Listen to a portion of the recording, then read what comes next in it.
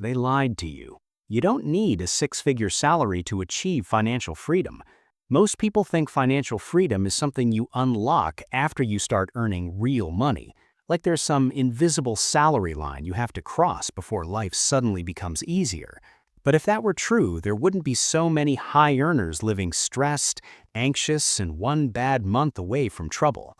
The truth is, stability has very little to do with how much you make and almost everything to do with how well you manage what already passes through your hands.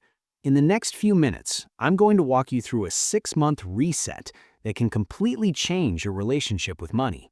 Not through extreme sacrifices, but through deliberate, realistic shifts that compound faster than most people expect. This isn't about becoming obsessed with spreadsheets or cutting out every small joy. It's about building a system that works quietly in the background while you live your life. It starts with something most people avoid. Month 1 is about awareness, real awareness. Not the kind where you roughly know you spend too much, but the kind where you can see clearly and calmly where your money actually goes. There's a psychological tendency called the ostrich effect. When something feels uncomfortable, we pretend it doesn't exist.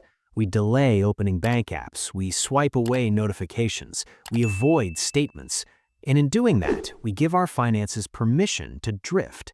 Facing the numbers feels scary at first, but almost always the fear is worse than the reality.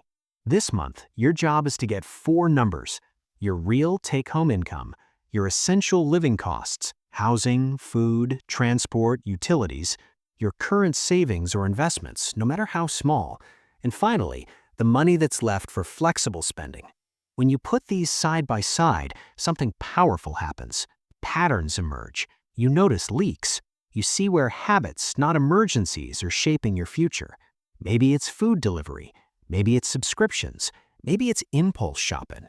There's no shame in any of it. This is just information. And information is leverage. Use whatever tool makes this easy. An app, a spreadsheet, a simple notebook. The best system is the one you'll actually use. Reduce friction. Make it simple. Make it visible. Because everything that follows depends on this foundation. In month 2, you focus on safety. Not luxury, not investing. Safety. Your goal is to save 1 month of essential expenses. Just one. Enough to cover rent, food, and basic bills if something unexpected happens. To many people, this feels impossible, and not because they truly can't afford it, because their brain interprets saving as loss. Every pound or dollar moved into savings feels like something taken away. But that's backwards. You're not losing spending power, you're buying peace. This month requires temporary intensity. You trim aggressively, you pause non-essential purchases, you cook more, you cancel what you don't use. Not forever, just for now.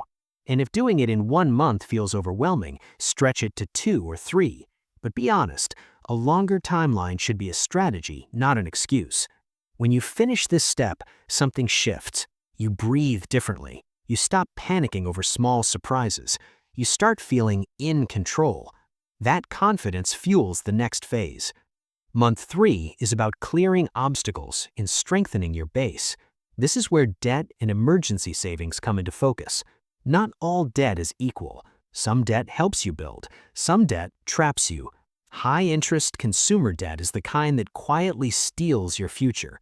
It grows while you sleep. It punishes hesitation. So you list your debts by interest rate. Highest first.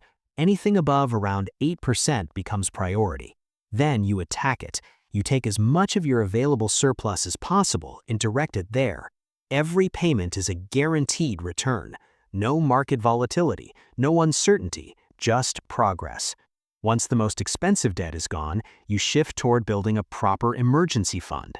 3 to 6 months of essentials, depending on how stable your income is. This isn't money for holidays or upgrades. This is your shock absorber. It keeps small problems from becoming disasters. Keep it accessible, but not too easy to touch. A high-interest savings account works well. It's close enough in emergencies, far enough to discourage impulse spending. And once this is underway, you're ready for something most people delay far too long. Month 4 is where you start building wealth, even if you don't feel ready. Most people think investing is something you do after everything is perfect. No debt, big savings, high income. But waiting costs more than mistakes. Time is the real asset. If your employer offers any kind of matching contribution, you take it. That's free money. Ignoring it is choosing to earn less than you could. Next, you use tax-efficient accounts available in your country. These protect your future self from unnecessary losses. Where you invest matters almost as much as what you invest in. And when it comes to what to buy, simplicity wins. Broad market funds, index funds, low fees, wide diversification. You're not trying to outsmart professionals. You're letting long-term growth work for you. At the same time, you continue building your emergency fund. Maybe it's 70-30 at first, then 50-50, eventually mostly investing. You're not choosing between safety and growth. You're layering them. By now, you've stabilized your finances, you've reduced risk, you've created momentum, which brings you to month 5, expansion. This is where you focus on income. Every job should offer either strong learning or strong earning, ideally both. If you're getting neither, that's a signal. Sometimes that means negotiating. Sometimes it means switching roles. Sometimes it means changing industries. Most major income jumps come from strategic moves, not loyalty alone. At the same time, you explore additional streams: freelancing, teaching a skill, consulting, selling digital products, monetizing a hobby, remote work. Even a few hundred extra per month accelerates everything. Extra income isn't about greed, it's about speed. It shortens the distance between where you are and where you want to be. And finally, month 6 is about permanence. This is where you stop relying on willpower. Human discipline is unreliable. It fades when you're tired, when you're stressed, when life gets messy. Systems don't. So you automate. Bills get paid automatically. Rent, utilities, insurance, debt. No late fees, no mental load. Savings and investments get automated. Money moves before you see it. You pay yourself first, not last. Your spending money goes into a separate account or card. When it's gone, it's gone. No tracking needed. No guilt, just clarity. This turns money management into something boring, and boring is good. Boring means stable. Then you review. Every few months you ask simple questions. Is this still aligned with my goals? Has my income changed? Can I save more? Am I investing efficiently? Has anything become unnecessary? Your financial plan isn't fixed, it evolves as you do. And as you learn more, you make better decisions. You spot opportunities faster. You avoid common traps. You move with intention instead of reacting. After 6 months of this process, most people are in a completely different place. Not because they became rich, but because they became calm, confident, strategic. They no longer guessing, they're directing. They know where their money goes. They have protection. They're investing. They're growing their income. They've removed friction. They've built systems. And that changes how you think about everything. Money stops being a constant background worry.